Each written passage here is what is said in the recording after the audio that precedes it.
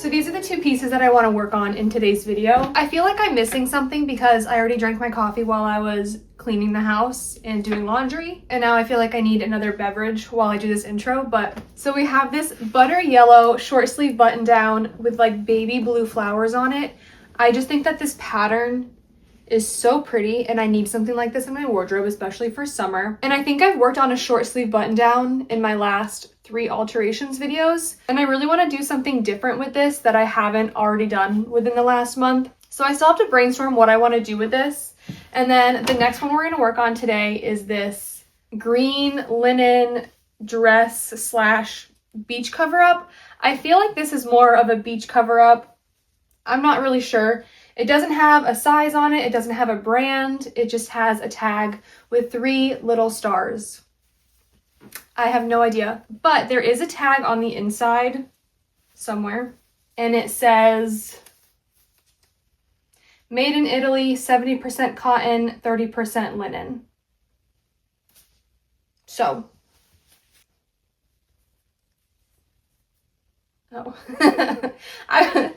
I was wondering what these flaps were, and I think after I washed and dried it, the pockets went inside out. So these were supposed to be pockets. They're not just random flaps on the front of the top. Okay, much better. So I think there's plenty of fabric here to turn into a 2-piece set. And I was gonna do a shorts and baby doll top set, but I've been seeing the bloomer shorts all over the place. And I really like the ruched bloomer shorts. Now, realistically, I think if I made a pair of bloomer shorts, would I wear them out in public as an outfit? I think it takes a certain person to be able to pull them off. And I just don't know if that person is me, but we're gonna find out. So these are my inspo photos and I like the top that matches the shorts, but I don't think I wanna do a top with the rouging. I think I wanna do the bloomer shorts with rouging and then I wanna do a little baby doll top to match. And I think we will have plenty of fabric here to do that, but I don't know if I have enough elastic. This is all the elastic I have. It might be enough to do the shorts. And out of these 2 alterations, I think I want to work on the 2-piece set first.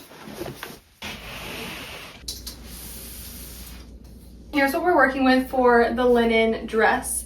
I actually don't hate how this top portion fits, like the neckline and the sleeves. And I want to cut this in a way where I can still use this top portion as like a cropped short sleeve top. And then from here down, I will use this fabric to make the shorts. And I'm going to use this pattern that I got off of Etsy a while ago. It's for a pair of boxer shorts and it's by Bratty Francine on Etsy.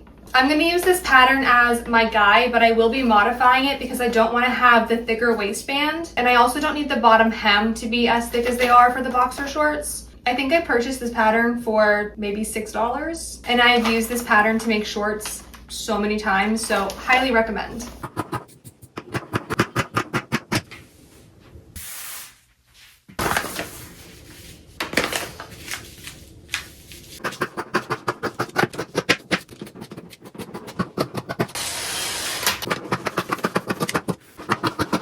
And now we can start attaching these panels together.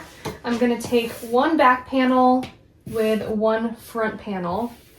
And we're going to attach it here. So we're going to put the good sides together. And then we'll do a straight stitch here. And then we're going to do the same thing to these. Good sides together. Now we can sew straight down this part on each piece.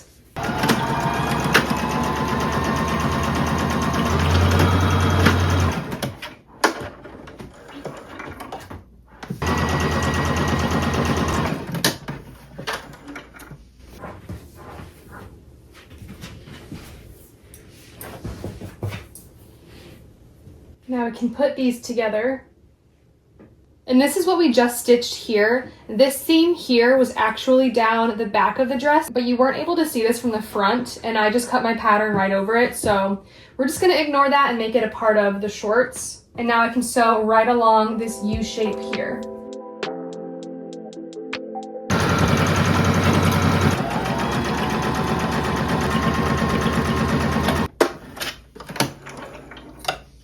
Okay, and now we can open these up like this. And if we put the good sides together like this, and now the shorts are starting to take shape. And now we're just gonna sew the sides.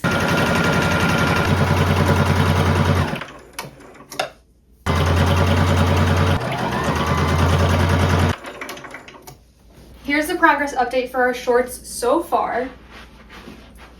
Now, I did forget that I modified that pattern in the past for the shorts to be a little smaller. So originally the pattern had a little bit of extra room in the hips, and I kind of forgot about that. So I have a feeling after I add the elastic, it might not have the same ruched effect around the butt since there isn't as much extra fabric around my widest part. But we're just gonna continue forward anyway, and then we'll see how it looks, and then we can reevaluate after I add the elastic. But for now, I still need to hem the bottom. I'm going to roll the legs under twice, as little as possible, and then do a straight stitch around each leg hole. And then for this top part, I'm just gonna roll it under once and do a straight stitch across, and then we'll add in our elastic for the waistband after. So for the leg hole, I'm going to fold it under like this, and then I'm going to roll it under one more time. That way it hides the raw edge, and then we'll do a straight stitch across.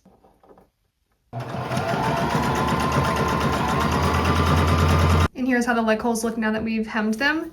And now we just need to hem the top. So for the waistband, I'm going to be adding elastic, but for now, I'm just going to roll it under one time, about this far, and I'm going to go around the whole perimeter. And for my elastic, I don't want it this thick, so I'm going to cut it down the center after I measure it. And basically what I'm going to do is I'm going to fold this under again, the same width as the elastic that I cut, and then I'll sew all the way around the perimeter of the waistband, but in the back, I'll leave a little gap so that I can weave through the elastic. And while I was hemming this, I was thinking, I don't think I want to add rows of elastic. I think I would rather do the shirring method and just put elastic thread in the bobbin and then do my rows that way. And if I use the shirring method, I think I'll be able to have more rows of the ruching, which I think would give a better effect. So basically for the shirring method, you're just gonna add elastic thread in the bobbin, and I'll show you guys how I do that. And then you just sew as normal, but you do have to remember to tie off the elastic at the end of each row. That way it doesn't unravel, because you can't really backstitch with the elastic thread, so you have to secure it somehow, which is by knotting it. And to thread the bobbin with elastic thread, we're going to hand wind it. So we're going to put it through the little hole at the top, and now we can just start wrapping it. You don't want to make this super tight, and then the tension on the sewing machine is what will give the ruched effect. For the waistband, I'm just going to measure the width of where I want the waistband to sit, and I'm just going to decide how tight I want it. I want it pretty snug, so I'm thinking like to here. And now I'm just going to cut down the center of this to make it half the width.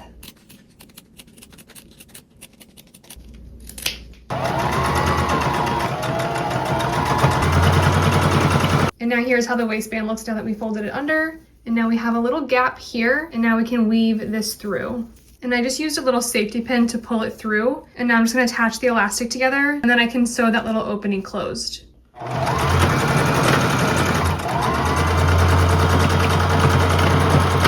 Now, if I wanted to, I could just stop here and leave these as like little lounge shorts. But I'm going to attempt to do that shirring method down the shorts, and I think I'm gonna space it maybe 1 inch apart, so every inch I'll have a row of the shirring. Okay, so now I can switch out my bobbin for the elastic thread. All right, and now we can start sewing our rows. I'm gonna start by going around each leg. I think I can fit 2 rows of shirring on each leg opening.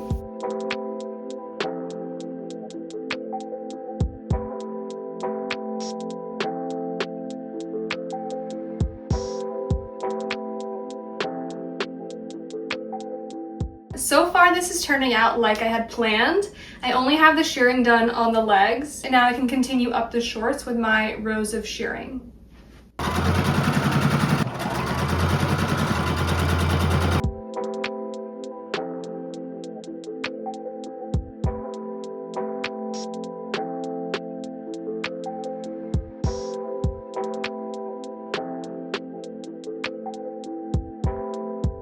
I think these are so cute. I'm so happy with how they turned out. I was a little bit worried that I wouldn't have enough width to really give that ruching effect. If I make these again in the future, I will leave some extra room in the hips just so that it has more fabric to scrunch. But I think they're so cute. They're a little short in the back, so I might leave a little extra room if I do these again in the future. I think with all the ruching, it does shorten them a tiny bit, but I think that these look very similar to these. These are definitely a trendier piece, that I don't think will stay in style long term, which is exactly why I feel like it makes more sense to just make them instead of paying full price on a fast fashion website for something that will only stay in style for maybe a few months. And the dress that I thrifted to turn into these, I think only cost me like maybe $5. And I still have enough fabric to make a matching top, so $5 for a matching set with bloomers, I don't think you can beat it. And now I just need to figure out what I want to do with this top portion as far as turning it into a two-piece set. I have a feeling I'm gonna like it as is. I kind of think maybe I'll just hem the bottom, right? I think this is cute.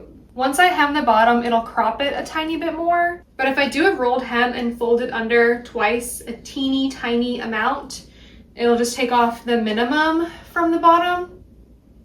I guess down the road or in a future video, if I decide to turn this top into something else, I could still do that. But I think for today, I'm gonna leave it as just a short sleeve cropped top.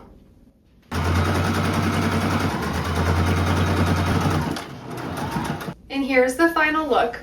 So this whole top portion is pretty much the same as when it was a dress. I just cropped and hemmed the bottom. I definitely see this as more of a lounge outfit or beach or pool outfit, not necessarily like to go run errands, but I think it's really cute and I am really happy with how it turned out. Let me know what your thoughts are on if I should have done something different with this top part. And then I styled it with this beaded necklace to add a pop of color.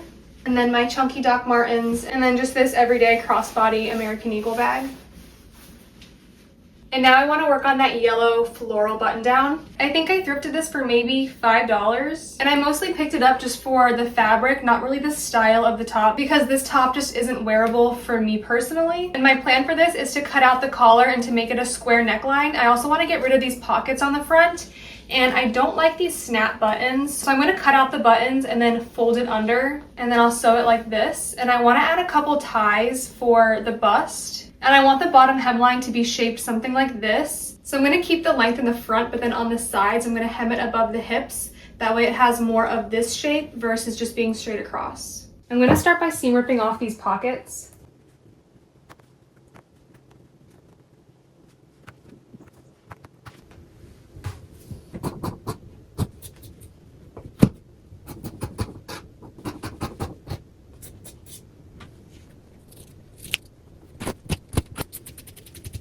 Here's where we're at after making those cuts. I like the shape so far, but there's just a little too much fabric for my liking. I want this to be more fitted. And pulling at the back like this already makes a big difference in how it fits in the front. So what I'm gonna do is I'm going to take this off. I'm gonna put the good sides together and I'm gonna run a straight stitch down the center of the back. So now I can just fold this in half. So at the top here, I'm gonna mark 1 inch. And then off the center, I'm gonna take off 2, and off the bottom, I'm gonna take off 2. And now we can do our straight stitch all the way down.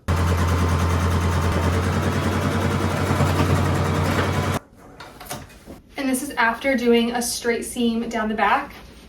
It just got rid of all of that loose fabric that was there. And I feel like it will give a nicer shape from the front now too. And for the bottom hem, I'm gonna keep the length where it is for the center here. And then I'm gonna cut where this splits. I'm just going to cut at a diagonal down to this point here. And then for the back, I'll just go straight across. And now that I know it fits, I'm gonna cut out this extra fabric from the center of the back and I'll be able to use this for my ties in the front. And I'm gonna leave about a 1/4 inch just so that I have room to use my serger and that will prevent all the edges from fraying.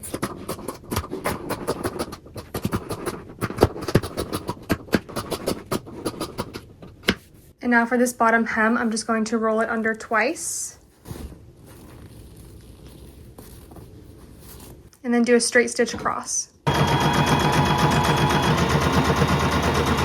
Now we've hemmed the bottom. It's about to start storming here, so the dogs are getting really anxious. I might have to finish this tomorrow, but this is how we're looking. So this is from the front, and then around the back it just comes straight across.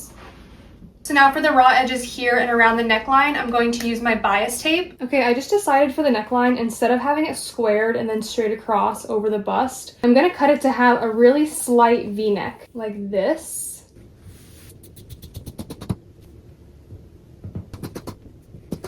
And I'm gonna try a new method for doing invisible bias tape. I'm going to sandwich the raw edge in between the bias tape like this. And then I'm gonna do a straight stitch down, and then I'm gonna fold it under again. So from the outside, it should look like this. And then from the inside, we'll have our bias tape. And I feel like this method will be easier than what I was previously doing.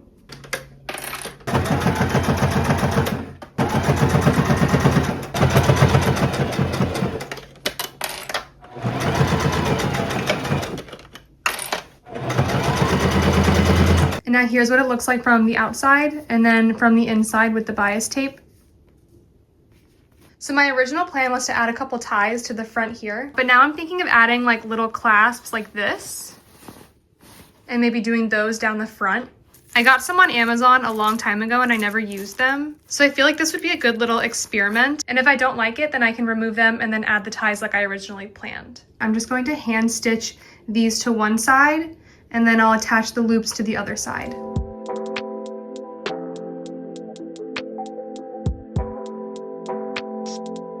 And here's how those look after I've attached them. I was gonna do 7, but I ended up just doing 6. And to keep it even on both sides, I marked with my disappearing ink. And then this is what the other side looks like. Are you kidding me? This is adorable. I thought I was starting to run out of ideas on things to do with button-down tops, but I guess that time has not come yet. I love how this turned out. So I'll give you guys a little 360 view. And I'm happy that I used the clasps instead of the ties. I feel like it gives a nicer finish. And I also kept the sleeves. A lot of people tell me that all I make are strapless tops and tank tops. I do live in Florida and I wear a lot of those. But I feel like for this top, it just works having the sleeves. And this is the back. And I also feel like this front detail here looks a lot like the inspo photo. And I paired it with this denim maxi skirt with the smocked waistband. And then my faux suede Amazon bag. And then my favorite sandals for summer, which are the chunky Doc Marten maxi slides. They are very 90s and I love that. So let me know what piece was your favorite from today, and until next week, bye.